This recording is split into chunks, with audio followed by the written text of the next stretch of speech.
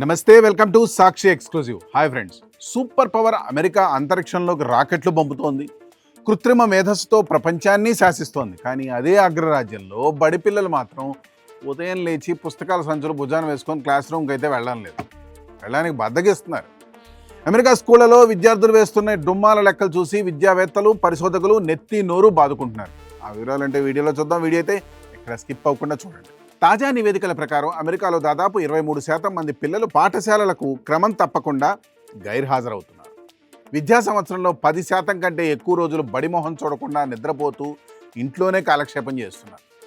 Corona మహమ్మారి సమయంలో ఇంటి నుండే ఆన్లైన్ క్లాసులు, పరీక్షలు రాసిన పిల్లలకు ఆ మజా బాగా నచ్చేసింది.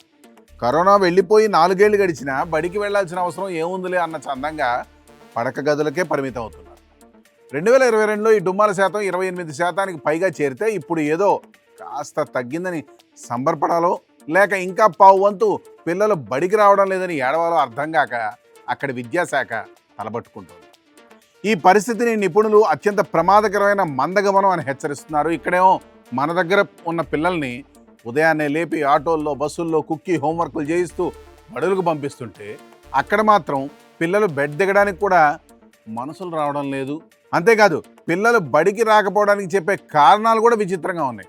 నిద్ర సరిపోవట్లేదని కొందరు, స్కూల్లో మూడు బాగలేదని మరికొందరు, ఇంట్లోనే యూట్యూబ్ చేస్తూ నేర్చుకుంటామని ఇంకొందరు సాకులు చెప్తూ ఉన్నారు. తల్లిదండ్రులు కూడా పాత పద్ధతిలో పిల్లలను బలవంతంగా బడికి తోలే పరిస్థితి అక్కడ కనిపించడం లేదు. ఫలితంగా ప్రాథమిక చదువులు, కనీస భాషా పరిజ్ఞానం కూడా లేకుండా అక్కడ విద్యార్థులు వెనకబడిపోతున్నారు. స్కూల్ క్యాంపస్లు వెలవెలబోతుంటే హాజరు పట్టికల్లో ఎరుపు రంగు గైర్హాజరు గుర్తులు మాత్రం పెరిగిపోతున్నాయి. ఉపాధ్యాయులు క్లాసుల్లో పాఠాలు చెప్పడానికి కూర్చుంటే ఎదురుగా బెంచీలు ఖాళీగా దర్శనమిస్తున్నాయి. ప్రపంచాన్ని నడిపించే సూపర్ పవర్ దేశంలో భావి పౌరులు ఇలా బడి ఎగ్గొట్టి బెడ్లకే అతుక్కుపోతుంటే అమెరికా భవిష్యత్తు ఎటుపోతోందని మేధావులు ఆందోళన వ్యక్తం చేస్తున్నారు. సంస్కరణలు కాగితాలకే పరిమితం కాకుండా పిల్లలను నిద్రలేపి బడులకు రప్పించేందుకు కొత్త వ్యూహాలు రచించాల్సిన సమయం వచ్చిందని స్పష్టమవుతోంది. ఈ స్టోరీపై మీ కామెంట్స్ తెలియజేయండి. That's all for today.